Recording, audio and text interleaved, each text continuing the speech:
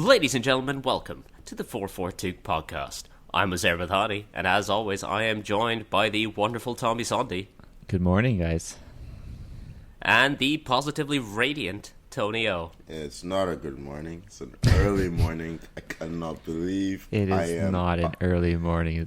Come on, Tony. Excuse me? It is an early morning. This is a Thanksgiving Monday. I should be sleeping till 11. What else should you be doing on a Thanksgiving Monday than getting up and recording a podcast, right? Oh, my. Listen. Tony. Sleep is for the weak. Exactly. You don't need Says to sleep. you. You are stronger than this. How many hours of sleep did you get, Uzair?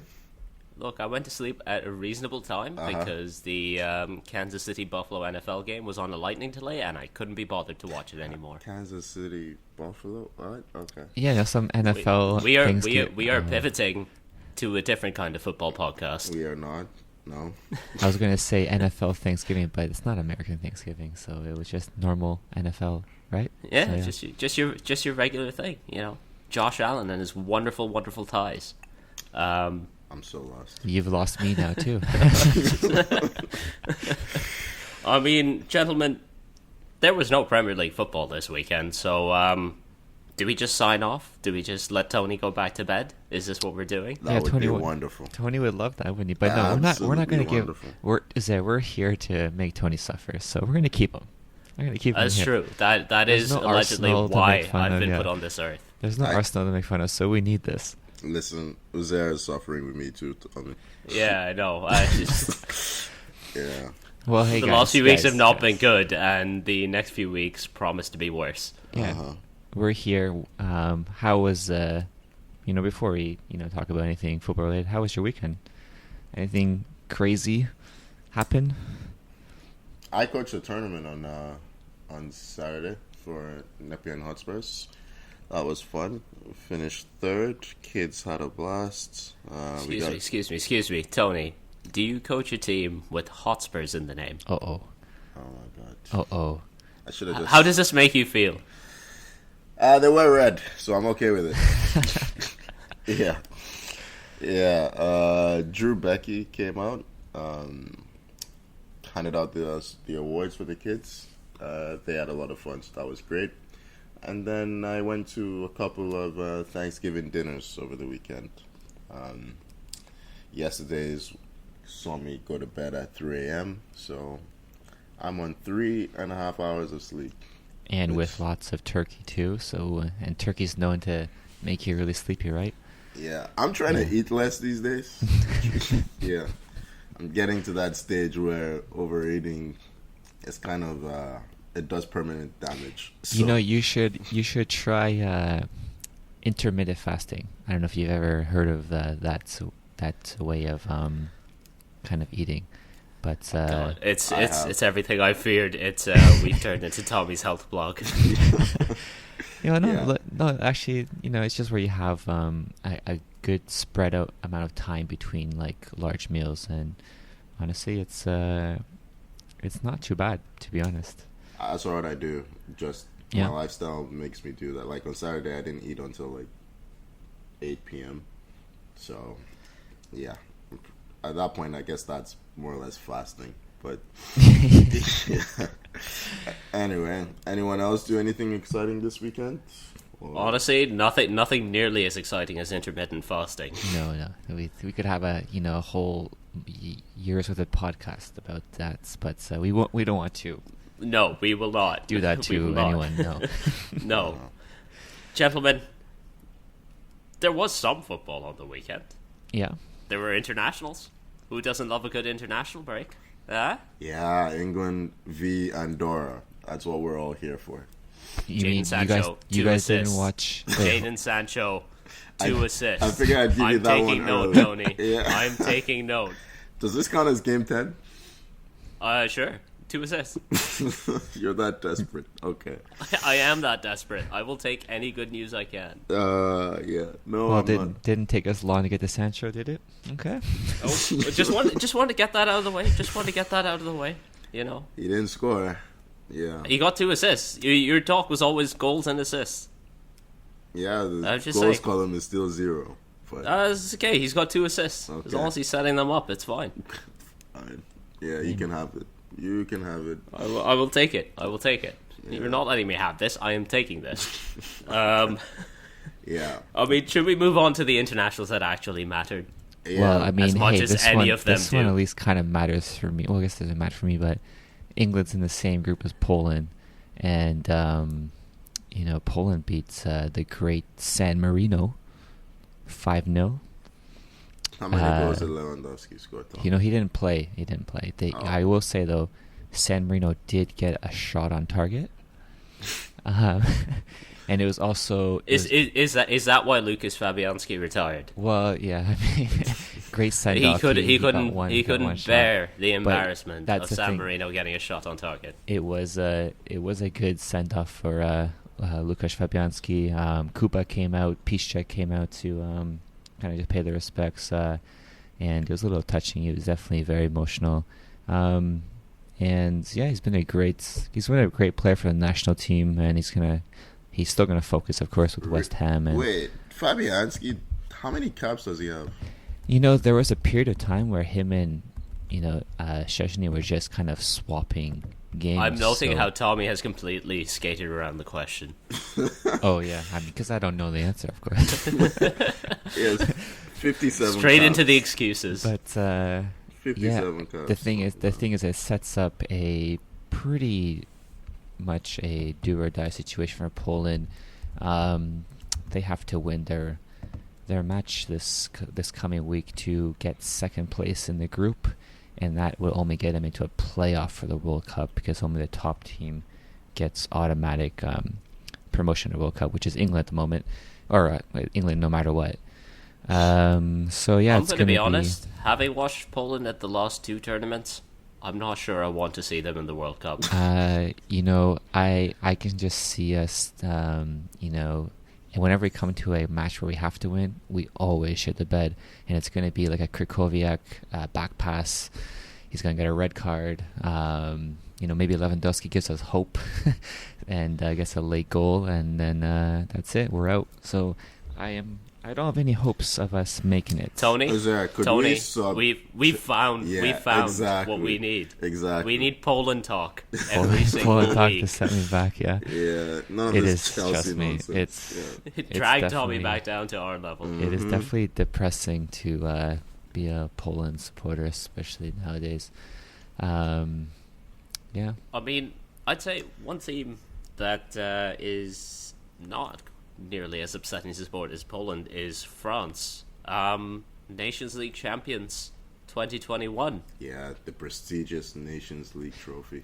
What does that mean, by the way? What What does that? anything mean in an international So they've break, won the Tommy? Nations League. What do they get? It's just such They a title. get a nice little trophy, trophy? that Okay. looks a little bit like the Europa League trophy, Okay. and It's the Europa Conference. it's a Europa League tournament. Oh, No, so it's the this- Europa what- Europa Conference tournament of international football. Okay. That's what it is. Yeah. Spurs are applying to be able to play in it right away. Then, eh? Yeah. I mean, the games were actually fun. The France-Belgium game was fun. I mean, look at the four teams that were involved in the semi-finals. Like, those were four very good teams. Yeah, France, Italy, Spain, and Belgium, I believe. Yep. Yeah. The 2-0, well, the 3-2 win. Who scored the? Can't remember who scored for Belgium now. Was it Carrasco? Carrasco and Lukaku, right? Yeah, Lukaku got one. I think yeah. so. Yeah. Yeah, Lukaku's goal was brilliant, actually. Yeah, very His nice right turn, foot, yeah. He roofed it, as you would at the near post. But France got back in it straight away. Nah, I can't remember who scored for France. Benzema. It was Benzema, wasn't it? Yeah, you know what? Benzema's been scoring like crazy, so Yeah. it's safe bet it was him. Yeah. And then I can't remember who scored the second goal, but ultimately Theo Hernandez. Oh yeah, scored the Theo winner. Fernandez winner. Yes, Yeah. that was wild. That was a great goal. And yeah, France. I don't know, when I watch their games these days, it just looks like, yeah, it looks like basketball. It's just back and forth, but somehow France always end up coming out on top. So, yeah. I mean, in a game that has that much back and forth, it's usually the talent that'll win out. Yeah. Like, which team has a better attacking talent, and I don't think there's an international team that has more attacking talent than France. I mean, you say that. Doesn't work for United, does it? But, yeah. Yeah. France have a better midfield than we do. Yeah. It's back and forth, but there's some kind of base to build off. Yeah. No, France wishes they had someone like Fred to put in there. They would. No. No. No, they don't. No. Yeah. Oh, yeah, Mbappe scored the equalizer against Belgium from the penalty spot. So, yeah, that was fun. And then they played the final yesterday, which sprung to life against Spain in the second half. Oyarzabal for Real Sociedad scored the first goal. That was a really, really good take against Upamecano. I was quite surprised he was able to muscle his way past him in a clinical finish. But Karim Benzema's goal right after. Oh, it's an absolute beauty. Sensational. Top corner. Spoiled a little bit by the keeper getting a touch. I don't like it when that happens. just let it go in. But just clean strike, like a swoosh on a protect the sanctity of the shot. Yeah, if you're not gonna save it, at least let it go in completely. Yeah. And then Mbappe eventually scoring the winner controversially. I don't know how that's not given as offside. It's just baffling refereeing. Yeah. For those who haven't seen the goal, a ball is played in behind the Spain defense, and Mbappe is like a full step or two offside. Mm-hmm. But Eric Garcia goes to cut out the pass, makes a mess of it, admittedly, because when he should be going with his right foot, he goes with his left, which means the ball just kind of bobbles off him. But the referees later explained that because Garcia played that ball, it started a new phase of play and counted as a back pass. Yeah. When everything from his body language to the way he went for the ball suggests that he was trying to intercept the pass, and it was just like an unfortunate bobble off him that led to the ball going through to Mbappe. And it's a challenge he would not have made if Mbappe hadn't run in behind.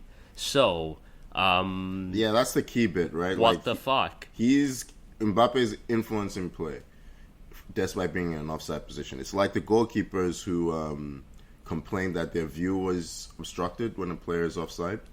It's the exact same thing. You don't have to actively challenge to influence play. But, Mbappe took it well. It's about the only good thing he did in the game. He's kind of been all over the place when it comes to France. Earlier in the week, he was moaning about how nobody came to comfort him after he missed the penalty.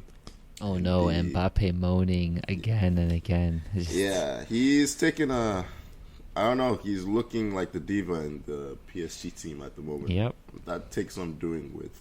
That's you know what? That's impressive. That's hard work, and we commend him for that. Like, it can't be easy to stand out as a diva in that dressing room. Yeah. You really have to try to set yourself apart. It takes a lot of commitment. When is it Neymar and Icardi's in there? I mean, even in the France squad, standing out as a diva, and that's impressive as well. I know, you've got Griezmann in there. He's got probably Pogba the biggest in there. diva of all of them. Got Pogba in there, Griezmann, Benzema's in there now, but no, it's all about Mbappe. But hey, if he keeps scoring winners, they'll put up with his nonsense. But I'm just glad Benzema's back in the France squad, and Giroud is not going to break Henry's record as the highest goal scorer. So disappointing, honestly. Yeah. Wait, how far was he France from are it? not the same without Giroud. I mean, they are winning now, so. How far is he from the record? They won a World Cup with Olivier Giroud. Yeah, he had no shot on target. But yet he won the World Cup. He's beautiful. He's a distraction. I think every team needs one. But wait, how far was Giroud from the record? I think he might have been like 5 goals away. Oh, okay, so very doable. Yeah, but he's never. And honestly, with his goal scoring record in like qualifiers and stuff, he would have probably broken it too. Yeah. If they didn't get Benzema back. I was getting stressed. Like, yeah, he's 5 goals away. He's the second highest behind Henry. Giroud on 46, Henry on 51. So, yeah. Well done. Look, bring back Giroud. How many World Cups does Benzema have? Is all I have to say. He might have one next year. No. Not unless they bring Giroud along, in which case we'll all know who really influenced them from the bench. Okay. Anything else? Nah. Well, there wasn't there. Didn't Canada play? Canada did have a couple of qualifiers. Yeah. One phenomenal result against Mexico, a 1-1 draw. Yeah, that was... And then, kind of soured by the 0-0 draw with Jamaica yesterday. Not kinda. Absolutely soured. Jamaica have not won a single game in qualifying. They're on 2 points, and Canada are responsible for one of those, which is disappointing. The Canada-Mexico game was actually a really good performance. I was surprised at how much they were able to take the game to Mexico, especially in the first half. They weren't discouraged by falling behind. They kept going, and they fully deserved the point. I think having a player like Alphonso Davies in the team that plays for Bayern Munich, it helps in situations like this because it gives them confidence that maybe they do have the quality to make an impact in these games. He got another assist in a big game. Should have scored earlier on. I think it was it Osorio that scored for Canada? Yeah, it was. Yeah, it's a really, really nice finish after a really intelligent pass by Alphonso Davies. And yeah, they even had chances to win it, but they'll take the point. They're in third place right now? No, they're in fourth. fourth place because Panama managed to pull off an upset against the US. Yeah, that's a huge upset. Yeah. So the way the qualifying works is the top 3 qualify automatically. Fourth place goes to a playoff. Mm-hmm. When this qualifying round kicked off, I was hoping Canada would sneak into that fourth spot, but I mean, third place is right there. They're only a point behind. They need to start turning these draws into wins. Yeah. Well, how many games do they have left in the qualifying? They can't be much. I think there's actually a fair few. Oh, they've only played 5. There's still a few, yeah. So if they finish fourth and go into playoff, against who would they be playing? What section of I have no idea. Is it against a place in Asia? I would hope that it's against, I think it's CONCACAF. not against South America. That would be, because if it's against any of the South American teams, I don't think they stand a chance. It could be. Yeah. I think it's I think it might be Asia, Tommy. Okay, I was thinking it was Asia. Yeah, okay, that makes sense too. Canada's next game is on Wednesday, and they play Panama. Ooh, that is a massive game. Because if you win that, all of a sudden you have a 2-point gap between third and fourth. Is it? And if they lose for Canada, in Canada's favor, and if they lose that, then they're starting to get cut adrift. Because you can't expect the US and Mexico to drop too many more. It is in Canada. Is it in Toronto? BMO yes, Field, it is. Yeah, it's a big game. 7:30 p.m. You gonna go? Safe. You gonna go? Yeah. I have a football game that day, unfortunately. But might see. If anyone from that team is listening to this podcast, don't listen to this bit. Yeah. I'm committed to my teams, I swear. Mm-hmm. Sure. Okay. Well, good luck, Canada. Hopefully they bounce back from a disappointing draw against Jamaica and can get their second win in qualifying. They're other than Mexico, they're the only other team that's unbeaten, but they have 4 draws and 1 win. So, like you said, they need to start turning some of those draws into wins, because at this rate, the draws are doing just as much damage as if they were losing. So, good luck against Panama. Hopefully they can sneak a 1 or 2-0 victory. And honestly, if they can win that, we can start believing. Yeah. Wait, that's Wednesday night at 6:30. You said? Yeah. 7:30. Oh, 11:30. 7. Oh, 7:30. Okay, yeah. You know what? Yeah. Tommy, remind me which one of the two of you is on 3 hours of sleep. No. That's noted though. Good to know. I think it's be able to watch that one and support Team Canada. Yeah, my coaching schedule is easing for the next week or so I might be able to watch that as well. All right. Moving on. Well, in the absence of Premier League football this weekend, we thought we'd do a little bit of a check-in on some big stories going on around Europe. Do we want to start off with Italy? Let's see what's going on in Serie A. Tommy. Yeah, why don't we? I think Italy is one of the kind of the more open leagues that we have in Europe's sort of top 5 leagues. I know that in the Premiership, there's Liverpool, City, Chelsea, kind of all vying for that title. I like how we're not just mentioned anymore. No, and it's perfectly valid. It's valid, but it hurts. And I had to throw in a Chelsea praise at some point. That's fine. That's fine. We're just gonna be bringing up Poland randomly. On episodes now, there's my Achilles heel. Yeah. I mean, it's with Juve struggling, as we all have. I've seen it. They've picked it up recently, but they had a rough start to the start of the season. They're playing awful, but they've picked it up. They've now 3 wins in a row to kind of get bounced up the table. I've of course been following Roma since they've hired Mourinho. And being a fan of Mourinho, of course, unlike you two, I kind of follow. And every other decent football following fan, yeah. Oh. He's been beaten into submission by watching Polish football. This is all he has. But they had a fantastic start this season. And Mourinho was doing really well. He's kind of made that team into a workhorse.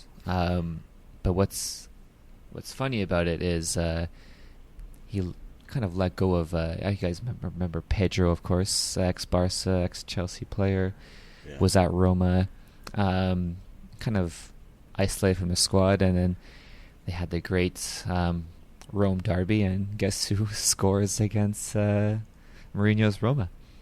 None other than Pedro. Gets a brace, and it was a fantastic game. 3-2 ended up winning for Lazio, but it was just a fantastic match. And I would say Roma in general have been playing pretty good football, high intensity, and just a great start. For all the talk about Roma, it is Napoli that lead the table. They've won 7 out of 7. We're getting to Napoli. No. Mourinho does not get to take this headline. This is Napoli's time. Yeah. No more. I mean, Napoli, fantastic start, and you have even AC Milan are undefeated at the start of the season as well. Yeah. And I think that is mainly from the Giroud effect. Of course. It's hard you to sign argue. Giroud and you prosper. It's how this works. Yeah, and even Inter, given all their off-season struggles with financially losing Conte, losing Lukaku, they lost Hakimi to PSG.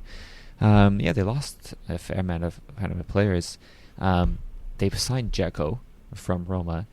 Definitely not the most inspiring of signings, you think, after going from Lukaku, but he's actually been scoring. And, I mean, he's been in Serie A for a while now, playing with Roma, I think, ever since he left City. So that was a long time ago. But, he's been doing really well, and Inter are also undefeated. So the league is pretty... I mean, it's pretty open. You can't imagine Napoli's going to keep that winning streak going for too long. Eventually will slip up, and Serie A is exciting. I say you look at Napoli, you look at AC, you look at Inter, you look at Roma. Once Juve kind of figures things out, even Lazio, it's a pretty open table. Where I mean, you'd be hard pressed to figure out who your top 6 or 7 finishers are going to be and what order they're going to finish in Serie A. I'm anticipating a Champions League top 4 battle, like to the end. I think last year was like that as well, right? Where it kind of came down to the last couple game weeks. So it's safe to assume that's going to be like that again, and that's awesome. I think if anyone is hasn't been following it or kind of been on the wayside, I say definitely tune in and kind of follow the league, because it's very exciting when you have a bunch of teams that have a legitimate shot of, finishing at the top or finishing in the top 4 and that sort of thing. I predict Juve will finish in the top 4 at Roma's expense. At Roma's expense. Yeah. Ooh. Yeah, Allegri is back in there, and he's finally starting to click with the team. So it wouldn't surprise me if Juve, if we're starting to look at the Juve renaissance. So yeah, they got a good result against Chelsea in the Champions League, where they played brilliant. well defensive, and that's Allegri's teams, right? Yeah. They play really well defensively. They listen to him, and it's taken him a little bit of time to get that. Yeah. But I think his players are now starting to kind of get attuned to his philosophy, his style of play, and yeah, that's honestly, as long as he keeps getting the best out of Federico Chiesa, Exactly. he'll do well. Chiesa one is of my favorite players. ridiculous. Yeah. So I think he was talking about trying to make him into just classic number 9. he's two-footed. He's two-footed. He's a good finisher. It's just he's so deadly coming out from the wings, cutting inside as well on either side, right? Yeah, he's a force of nature, Chiesa. Yeah. Love watching him play. So yeah, that's my prediction. We'll see what happens. I mean, I can't argue with Juve coming into top 4. Roma's expense. I mean, yeah, Napoli, AC, and Inter are all strong. Yeah, honestly, it's not. It's a fun league to watch. It's a fun league. Joe, but do we want to move on to France next? Sure. Another fun league. Is this where 6 teams are vying for the title as well, Tony? Or No. No. Only one team. Before the last round, PSG were 8-0 in terms of wins, but they did lose to Rennes in their last fixture. So excuse me, Tony. Could you pronounce that again? That's not how you say it, Tony. Rennes. There we go. Yeah, there we roll go. your R's. Beautiful. There you go. So that was after they played Man City in the Champions League. I don't know if the effects of the exertions in that game were taking the toll on the players, but the real story really has been that front 4, I want to say, with Di Maria, Neymar, Mbappe, and Messi. It's not really clicking. They all just look like a bunch of individuals out there. Messi's more... I mean, he's always taken on the mantle as a playmaker, but he doesn't really seem to be getting into goal-scoring positions. And it's something Pochettino's going to have to fix if he wants to get the best out of that team, because he's the best finisher of the lot, as we saw against Man City with his brilliant goal. So, Lille are having a bit of a down season after winning the league last year. Jonathan David is still scoring the goals. Yeah, he's got 6 goals, yeah. Canada's very own Jonathan David. But, they're struggling in 8th place at the moment, although after a rocky start, they've bounced back recently with 3 wins in a row. So, Marseille, who I keep an eye on, just, checking up on the progress of Saliba and trying to see if Guendouzi can make something of his career. They had a really good start to the season, but they've struggled of late with 2 losses and a draw in the last 3 games. So, I don't really know where the competition is going to come from this season for PSG. I don't think there's going to be any competition. No, I doubt it. It's kind of telling that PSG have 8 wins from 9 and no one else has more than 5. Yeah, I mean, Lyon lost Memphis Depay to it's a huge Barcelona, loss, and that they don't seem to have replaced his goals, and they can't keep the goals out as well. So it's a bit of a weak league this season, unfortunately. I don't know if anyone can step up and put in a title challenge, but I don't see it happening this season. I think PSG will comfortably win the league. And, the real test for Pochettino's team's going to come in the Champions League. So far, they've made a decent start of... Well, did they draw against Genk? They drew against Genk, didn't they? Yeah. Didn't they? Wasn't it a 0-0? It was a 1-1. Yeah. It was a 1-1. I think it might have been a 1-1. I'm not sure. I can do a quick check. I think it was Club Bruges.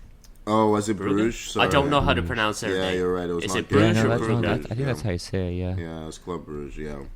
Do you have, maybe our apologies to all the Belgian football fans out there. I wonder if they're saying you have to roll your R's in that one as well, or I don't know. Tony, could you please do the honors? Bruges. Nope. No. That didn't come out. That did not come out. No work. Yeah. They actually have a player I really like.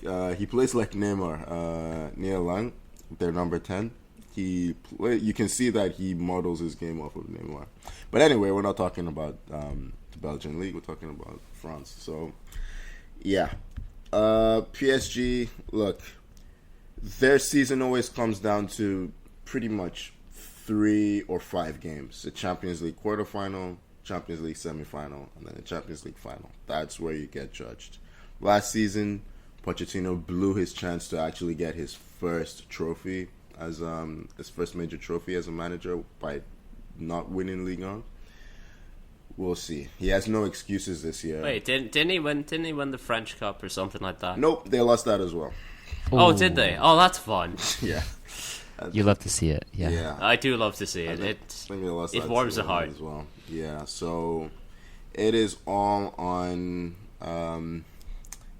it's all on them to, if they can't win the Champions League this time around with this squad, there's no hope. Especially with Mbappe probably on the move in the summer. Yeah, probably going to Real Madrid. He's been okay, but I mean, 9 games and he has 4 or 5 goals. It's not exactly blistering. If you guys had to pick your favorite to win Champions League right now, who would you pick? I mean, I would say temptation is I to would say Bayern or Yeah. PSG.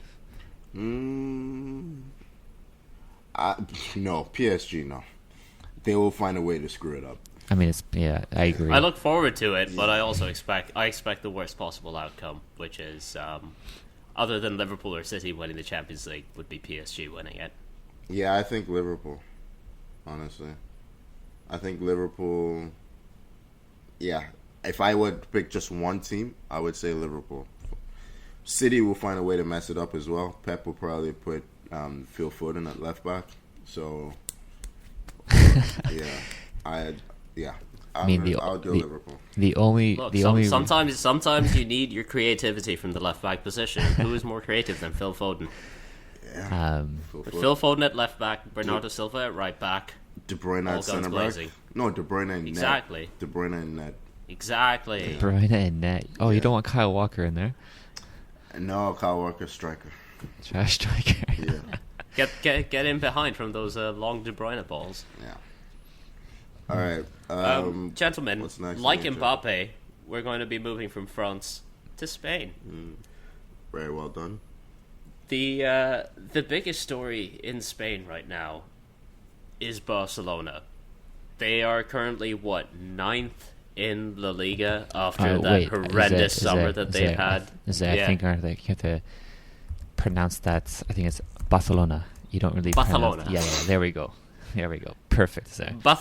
Barcelona are 9th in the Liga. Why is that a TH, by the way? Anyway, you know what? No, we're just going to move on. We don't question it. Yeah. We don't question it. They also lost their first 2 Champions League games without registering a shot on target. And I believe they conceded 3 goals in each of them. It's just... Jesus Christ. It's a shit show. Like, Koeman is actively fighting with the board. Koeman is actively fighting with the players. Koeman might actually be fighting with Koeman in a bit of a Fight Club kind of scenario, but it's just chaos over at Barcelona. Gentlemen, isn't this fun? Oh, trust me, I'm loving every part of this, especially if knowing the Chelsea-Barca history. A certain game from Champions League semi-final. It's a fucking mistake. Yeah, scarred for life. I will never forget that. I will never forget that fucking game ever. But seeing Barca struggle now, and not just obviously on the pitch, but just how absolutely terribly run they've been off the pitch. Their previous board spending ridiculous money on these players like Dembele and Coutinho. These guys don't even play. The Griezmann, I don't even get the Griezmann thing, to be honest. They loaned him in for 2 or 3 seasons at a cost of, I don't know, how much did it cost to send him back? Oh my gosh. To Atletico, Atleti paid 40 mil, something like that. Yeah, it's basically like a $60-70 million pound actually rental for a couple of seasons that were not good seasons. Nope. So is Griezmann on a loan to buy? It's a yes. It's a loan with an obligation to buy. Yeah. Okay. Yeah. Barcelona is a heartbroken club. Basically, they don't know what to do without Messi. Honestly, it's funny because Messi looks like a heartbroken player playing at PSG, but they've just built their entire team, their entire club around the fortunes of one man. And I mean, we've been saying for a long time that you cannot plan to put your entire fortunes on the performances of a guy who's aging anyway and won't be around forever. There was no real succession plan. They looked at Ansu Fati, Pedro, Pedri. They tried to replace Suarez with Griezmann. There's a bunch of good young players around in there. Like you mentioned, Ansu Fati, Pedri. I think you had Gavi, who just started for Spain, who's only 17. So there's good, young, talented players there. But there's no Messi. But the supporting pieces that they've got around it now are, frankly, they're crap. Yeah, I don't recognize the team. I watched them against Benfica, and it's just even before the red card, they just look lost. I don't know what they're trying to do in terms of the way they play. I actually kind of like Barcelona because historically they've given us Ronaldinho. They gave us the 2009 team when they beat Manchester United in the Champions League final. And then again, honestly, their 2011 team was better than their 2009 team. That 2011 team might be the best team I've ever seen. I don't know that I agree. Wait, 2011 was still Pep, right? Yeah, they were both Pep. I think, 2009 was more fun. You're probably right that 2011, they were more dominant, although they did win. Yeah, that's probably what the... So... The 2019 thinking was back to those finals, the 2009 team, I felt we had a chance again. You did? Really? Because I felt we had a chance against them. The 2011 team, I didn't feel like we had a chance. So the 2011 team was when you equalized, right? But then, the 2019 completely against the run of play. You didn't have a shot after the 5th minute. And I still felt like we had a better chance against them than the 2011 team. Okay. I didn't think you had a chance at all, but anyway. And I think the rest of the world didn't think you had a chance against Thierry Henry, Samuel Eto'o, Lionel Messi, Xavi, Iniesta, Yaya Toure. Oh man, you mentioned those names. The 2011 team was still better than that. And I'm not saying that the 2019 was not good. The 2019 was the best team in the world at that point. And then they got better, is what I'm saying. But the point is, look at the names we're listing. 2011 was David Villa, Pedro, Messi, Xavi, Iniesta, Busquets. Yeah, and then look at the names you're going to list now. Now, Eric Garcia. Is Luke De Jong in the team? Luke De Jong is in the team. Luke De Jong is in the team. Jesus, Luke De Jong. Braithwaite is in the team. Yeah, where's the Stardust? I mean, Ter Stegen, he looks like he's checked out. I can't blame him, honestly. It's just like, what on earth is in front of me? That's a team also that's scarred from, remember they dropped a huge lead to Roma. Remember, it's like 3-0 up, and the second leg they lose, right? They lost. They blew it to Liverpool again. Right? There's so many scars in that team. Like, I just say that I'm just thinking the mentality overall in that club, just not good. Yeah, they're a bit lost. But let's move on from bashing Barcelona. Yeah. There are other teams in the league. Real Madrid are looking decent. I mean, we need to give Benzema praise. Yeah, he's in the form of his life, really. I mean, we mentioned the goal that he scored for France, but he still is he the top scorer in the league? Yeah, I'm going to tell you right now. In the 8 games, so Madrid have 5 wins, 2 draws, and a loss. He has 9 goals and 7 assists. 7 assists. That's some insane goal contribution from Benzema. Even Vinicius Jr. is at 5 goals. So, I mean, you have 2. Vinicius is one guy that, he needed to step up after. I think he had a pretty poor last season.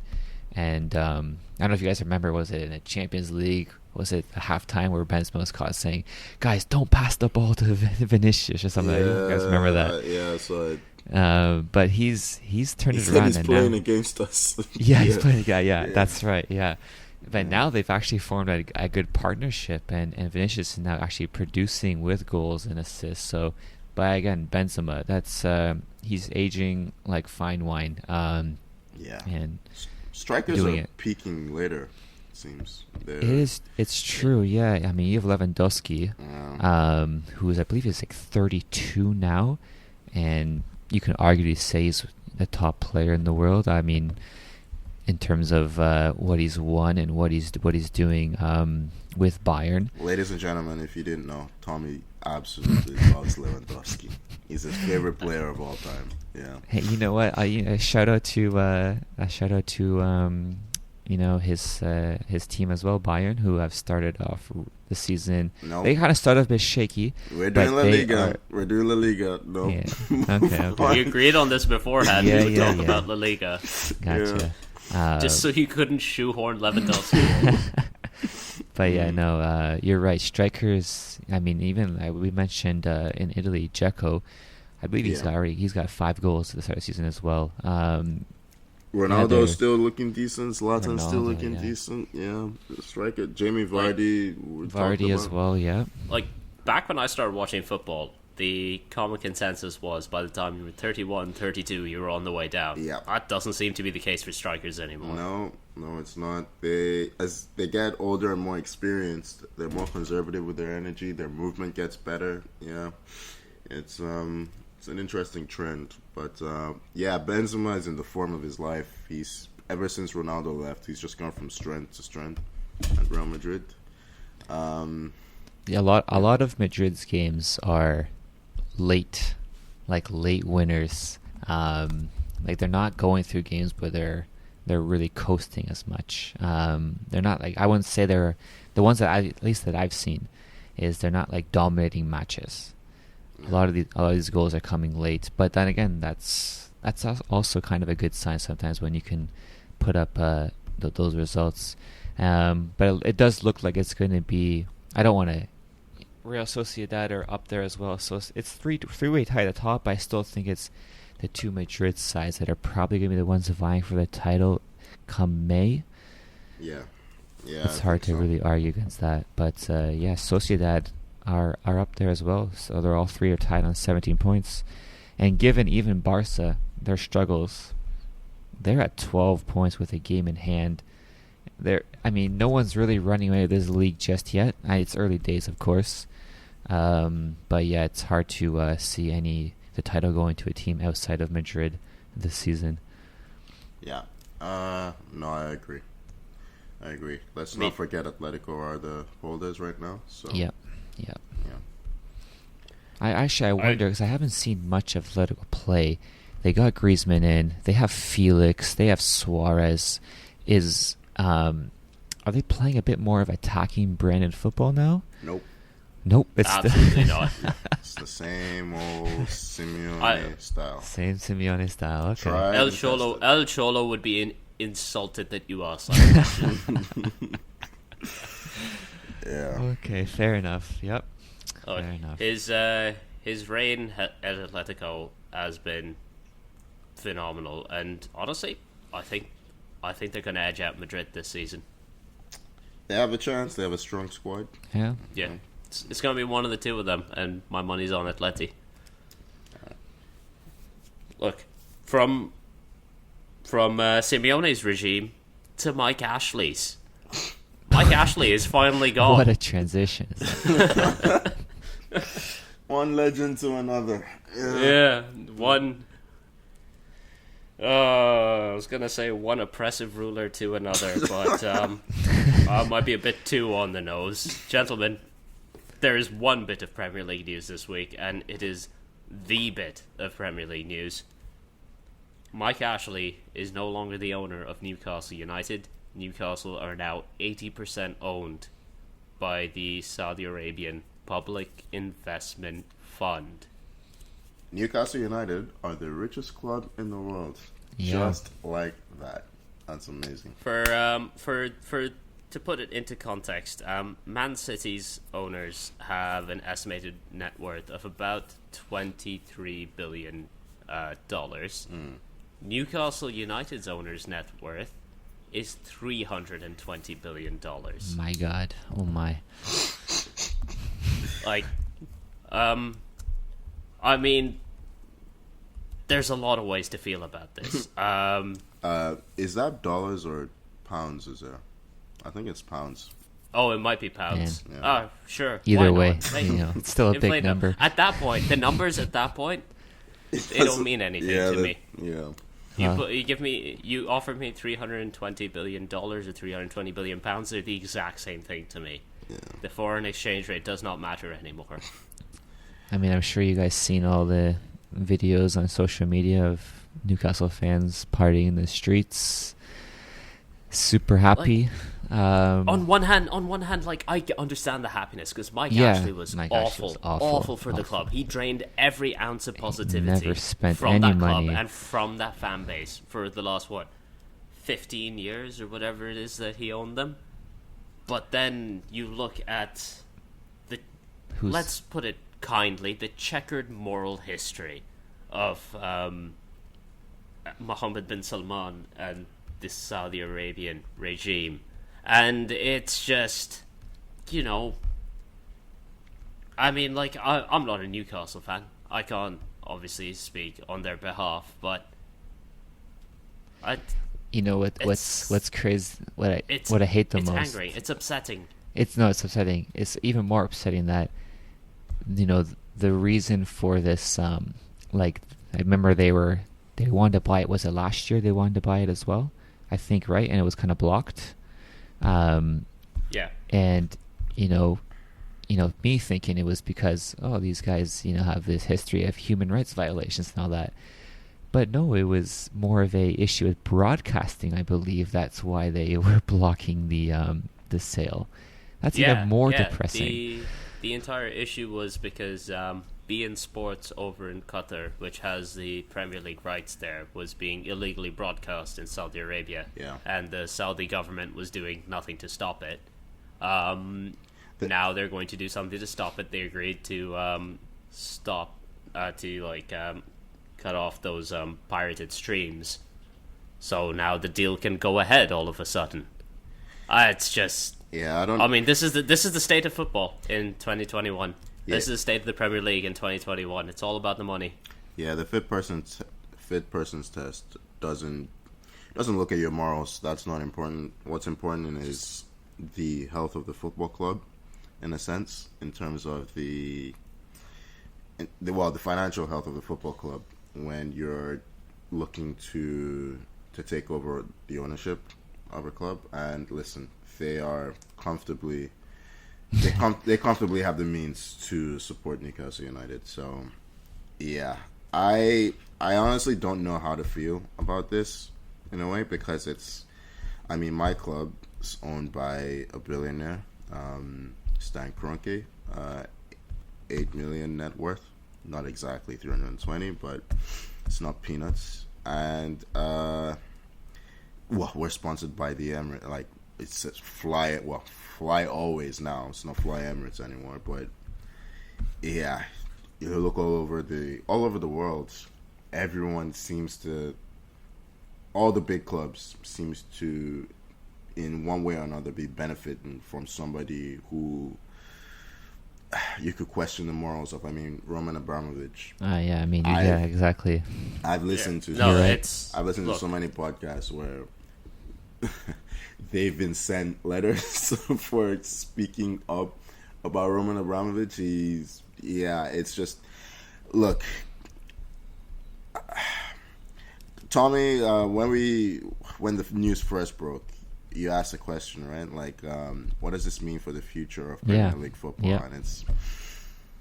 And the truth really is that nothing has really changed. There's just another player now on the board. Newcastle United will probably be a Champions League club in the next 5 to 6 years, you'd imagine. I would think almost even sooner, to be honest. Well, no, it's going to be fun to see them as the richest club in the Championship first. God, it would be so funny if they went down. Oh, yeah. They're going to sack Steve Bruce for sure. Yeah. I mean, if they haven't already.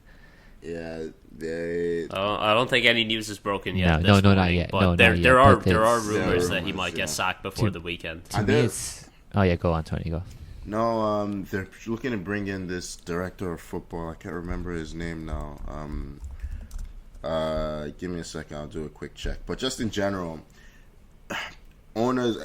clubs like this who are usually taken over by these rich benefactors, they're also usually well run as well, which is kind of depressing. I mean, well, that's the entire point of sports washing. Yeah. It wouldn't be poorly. If you're running it poorly, you're not doing a good job of sports washing. Yeah. And I mean, like you look at how Mohammed bin Salman has looked at changing the image of Saudi Arabia. You see, there's boxing fights held in Saudi now. There's WWE shows held in Saudi. They're actively courting more international events. Yeah. And this leads me to believe that WWE wrestlers will be playing for Newcastle United. When are we going to see Stone Cold Steve Austin? Stone Cold Steve Austin. Like, dodgy neck, trotting out as manager. I want to see Steve Bruce replaced with The Rock. Bringing it back to football, it was Ralph Ragnick that is being eyed as the sporting director. Which, you know what? That's a good one. Really good appointment. Yeah. Well, he was with what was it? RB Leipzig. Yeah. And he brought them up pretty good. Yeah, to me, with all the money in the Prem now, and you have these rich owners coming in, maybe the Prem is slowly becoming the a Super League, where they'll just this is why it came up. This is why all these guys are not going to want to invest in these football clubs and have the danger of relegation in there. There are now not enough spots. If Newcastle United realistically become a Champions League club, someone's going to miss out on the Champions League. Yeah. And someone's not going to be happy, Mm-hmm. And the conversation, it was really poorly launched, but it's going to happen. It's going to come again, the Super League. And when it does, I don't know what we're going to look at. I don't know what we're going to be looking at in terms of a football product. But, it's... I mean, what we do know is that Mike Ashley spent nothing in, let's say, the last 3 years. I mean, in terms of investing in that club and buying players. I mean, in terms of, I know financial fair play is pretty much a farce at this point, but it's based on your profit and loss. Like, I think over the last 2 or 3 seasons, that sort of thing. Yeah. If Newcastle haven't spent anything, these guys are going to spend a lot this summer. Yeah. Look, I'm just saying, everyone other than Alan Saint-Maximin is in trouble. Yeah, I see all these players. They're like, now we can move forward. Our time is now. And I'm just like, no, Newcastle's time is now. You're on your way out. Just like everyone. It's so funny. I'm seeing Callum Wilson, Jamal Lascelles. I'm just like, you're not going to be here in 2 years. Like, yes. I've read, with the amount of money they have, potentially, I've heard rumors of, it's all rumors at this point, but, someone like Conte, who is looking for, he's free, and he's... Come on, Conte. You can't, come on, Conte. You can't go to... He'll have, pretty much an unlimited transfer budget. So no, the squad's he might too weak. be. The squad's too weak. It is. But if there's anyone that can take a weak squad and make them perform, I think it is Conte, right? You see, remember with Italy, what was it at the Euros a few years back? No. Conte is not. First of all, look, you don't need N'Golo Conte if you have John Joe Shelby. Antonio Conte is not. Yeah, he is not going to. Like, he wants to win the league. He's not interested in qualifying for the Champions League. He's not interested in qualifying for the Europa League. He just wants to win the league, right? So he's not going to take that project now. Maybe in 2 years. But you know what? I fully just realized that while you guys were talking about Antonio Conte, I zoned out slightly, and I thought you were talking about N'Golo Conte. Oh, that wasn't a joke then. I didn't realize. I was just like, I didn't realize N'Golo Conte's contract was up at the end of the season or something. I like thought that. I thought Tony just kept going because it was a terrible joke, but no. Okay, this explains it. No, I fully just zoned out. I had to mute myself briefly to cough, and I came back. Didn't know what was happening. Oh man, this is what happens when you record at 7 o'clock in the morning. But anyway, Tony, it is now 8:30. Yeah, we don't have excuses anymore. As far as I'm concerned, it's still 6:30. Like, yeah. You've gone further back. Yeah, pretty much. Anyway, Newcastle are the ones to watch. I'm pretty sure the entire Premier League's they're gonna absolutely want to smash them now until they're going to want to push them down to relegation. It wouldn't surprise me if opposing fans they take issue with this takeover. I mean, they don't really have any moral reason to, but when has that ever stopped football fans before? So, yeah, let's see if football fans historically have a wonderful moral compass. Absolutely, yeah. Once if there's any Newcastle fans that are probably on the fence. I'm not going to say for everyone, but once your team starts winning, you kind of forget about all the other stuff, and you're content. So, speaking from experience, yeah. Oh, maybe we should move on then. Yeah. All right. We're going to move on to a more serious topic now. There was some news that broke recently in the National Women's Soccer League, or NWSL, about sexual misconduct allegations against a number of figures in the league. There was actually a fantastic article in The Athletic, I believe. Tony, do you remember the author's name? Yeah, Meg Linehan, I think, is the pronunciation.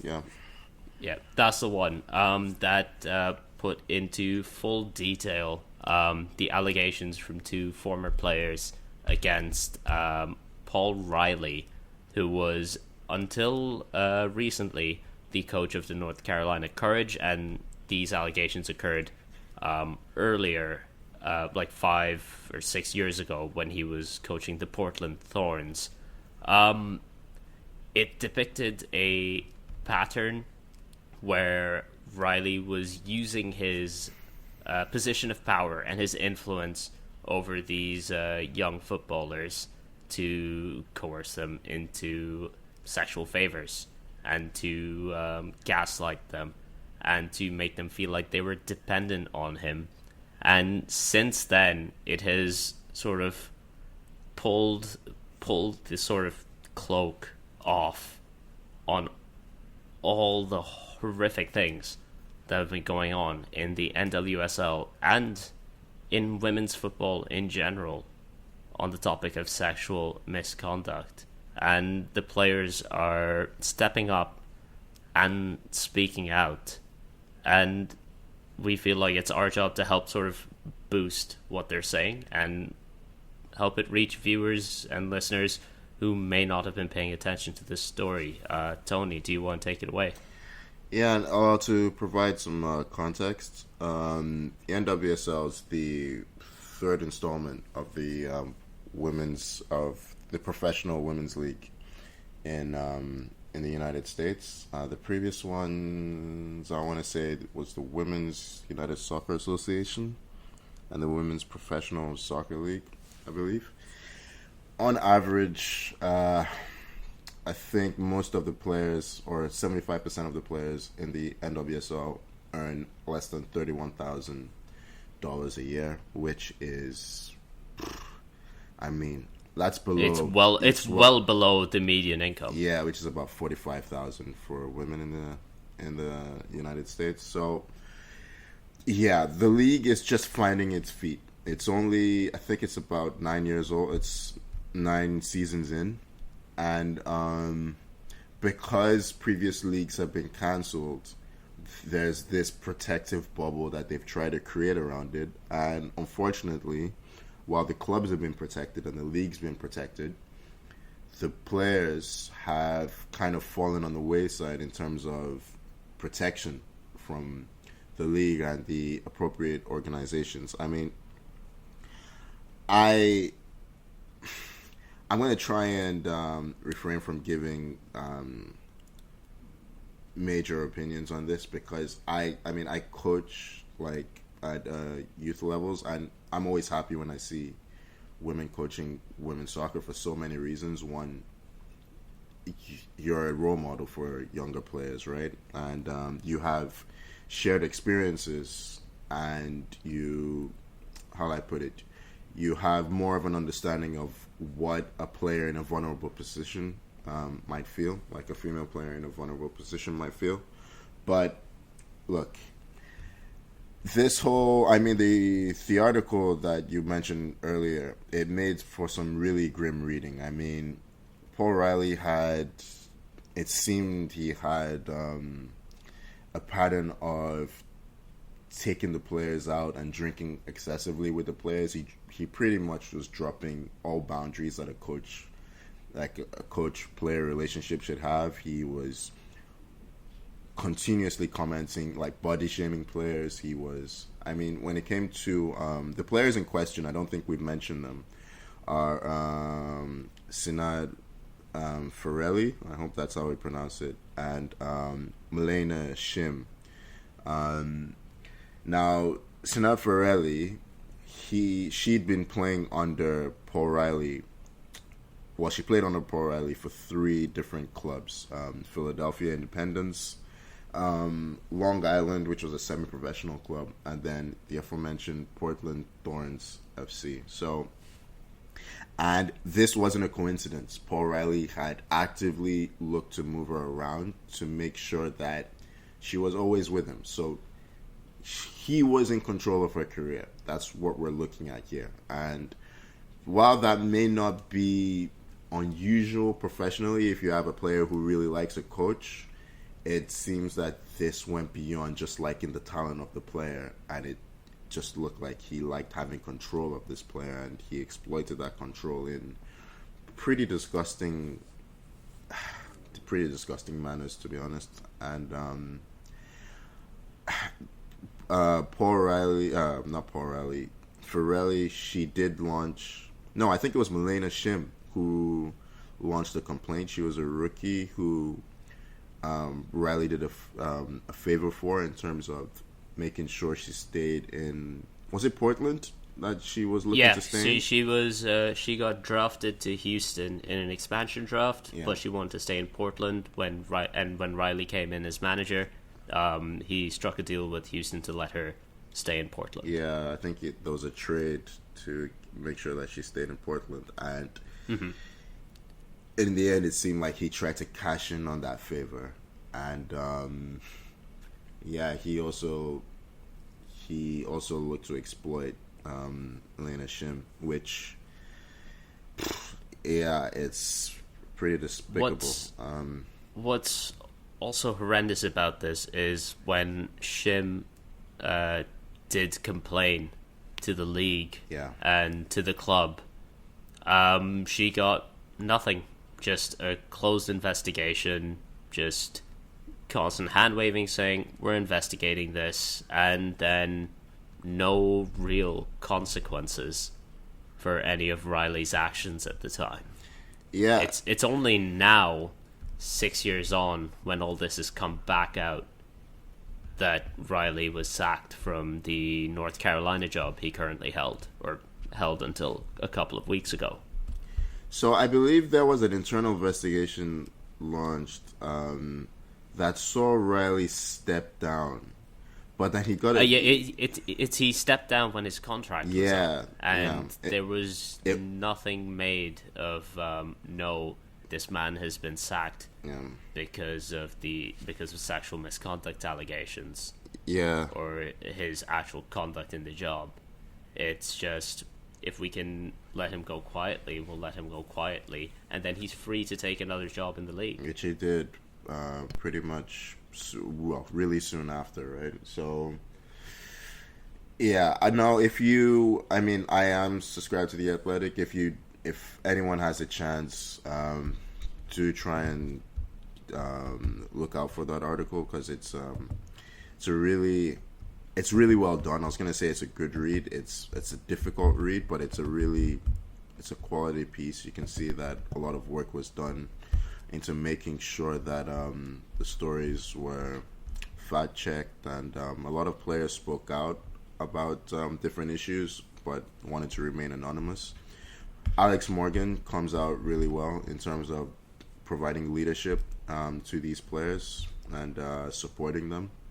And after Milena Shim and Ferrelli, who, she ended up having some issues just in general that stem from this in terms of mental health issues, and she needed a break from the game and ultimately retired. They both retired quite early, actually, as players. I think Shim is 28 right now, and she's now in law school. So they both seem to have bounced back well in terms of professionally. Ferrelli, I think she has her own business now, which is good. So between themselves and Alex Morgan, they launched another appeal, providing evidence of different accounts of what had happened with Riley, and they requested that the previous investigation be reopened. And this is where the commissioner for the league, Lisa Bird, she doesn't come off this looking good. She tried to airbrush this a few times by just saying that the matter is being looked into and will be dealt with. Basically saying it's an old investigation that's been closed, so it can't be reopened. Yeah. Along with her appeal, there was a request that the player handbook be changed to give protection to the actual players, and there are now policies in place to protect players from sexual misconduct and from intimidation and power imbalance, which is great. That's a good thing that's come out of this. Why that wasn't there in the first place is beyond me, but at least that's being dealt with now. And ultimately Lisa Bird, I think she ended up stepping down. Just from the backlash from all of this. So I am glad that steps are being taken now to protect these players. I can't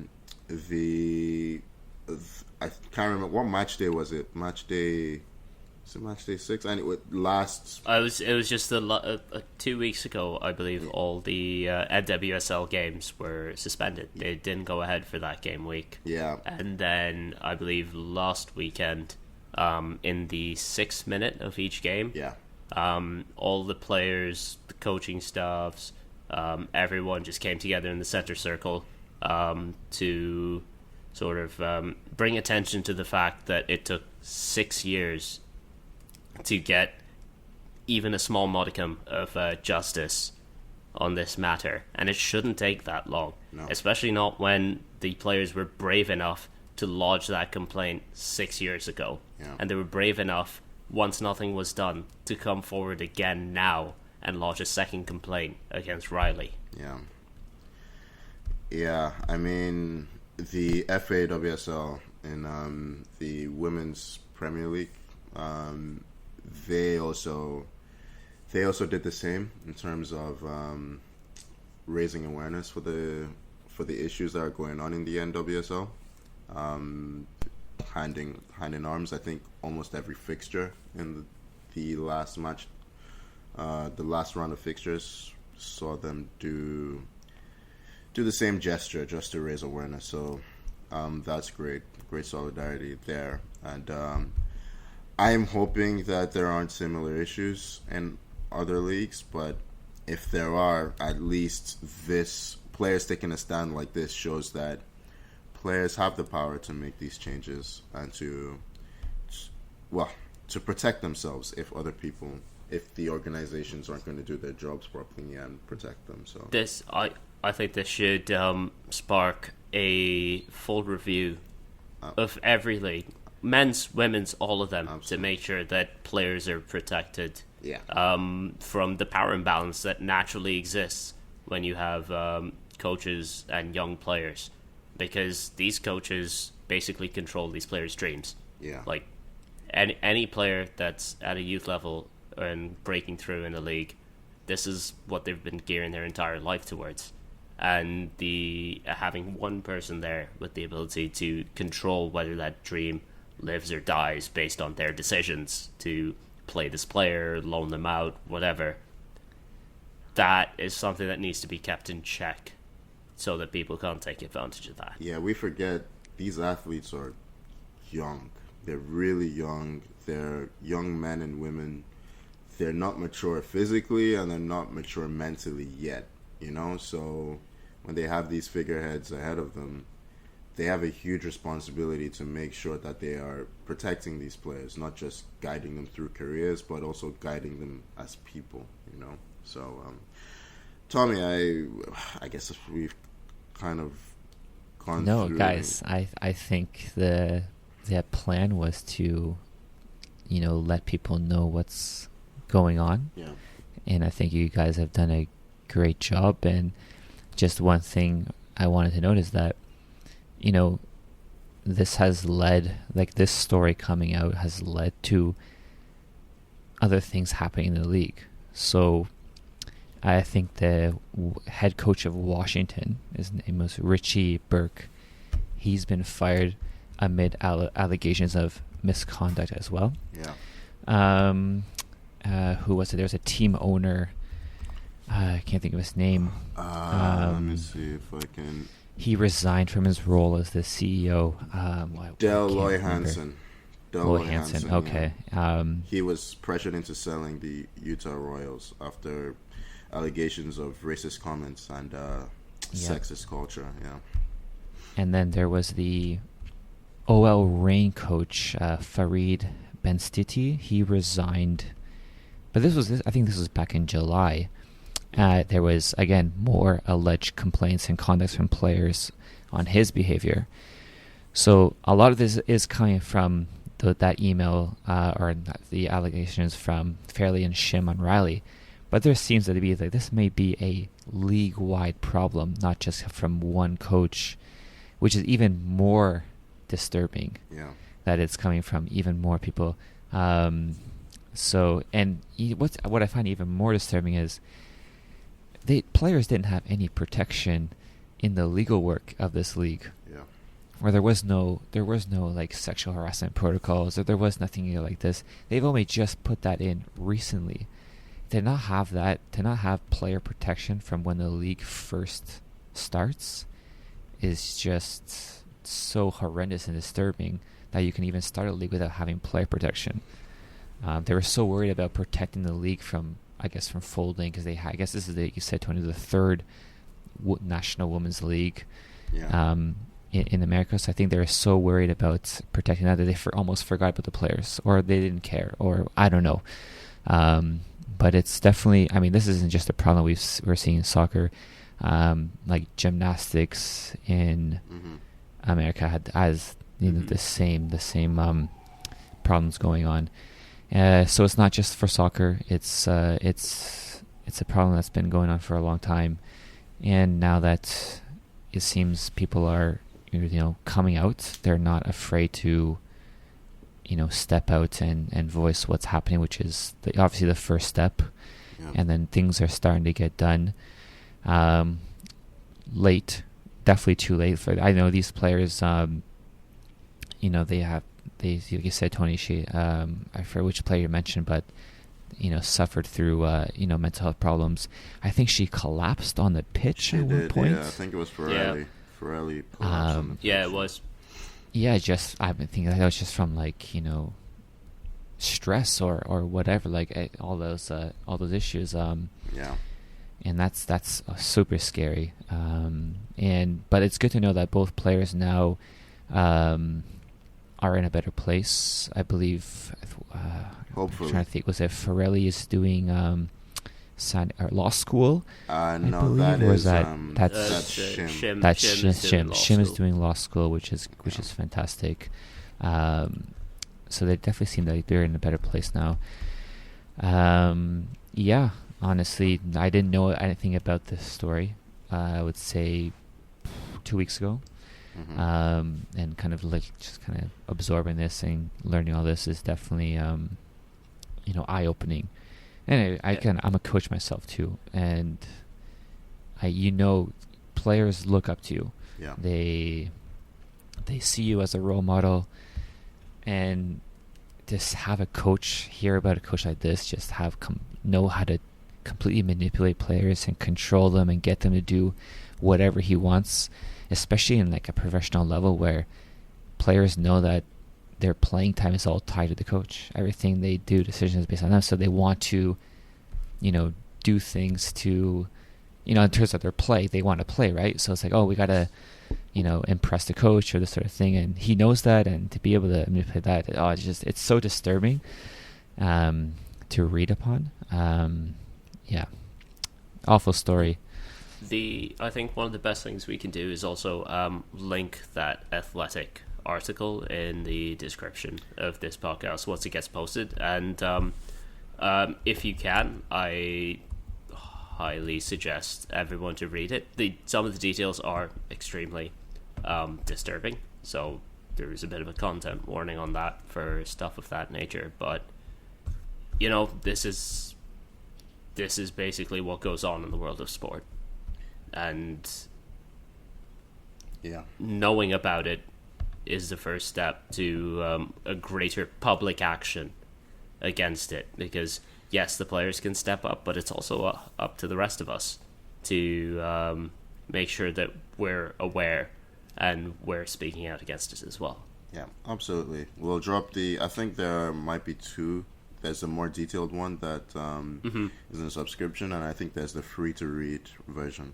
So yeah, we'll drop both of them into the description of this podcast, and I believe with that, that is everything we have time for today. Thank you so much for listening. Please subscribe to us on YouTube, Spotify, Apple Podcasts, wherever you get your podcasts. Follow us on Instagram and Twitter at 44Took. And thank you for joining me, Tommy. Cheers, guys. Thank you for joining me, Tony. Yeah, pleasure as always, Jose. And finally let you get back to bed. I've had a full cup of coffee, so I don't know. We'll see. Thank you so much for listening. We'll see you next week. Bye-bye.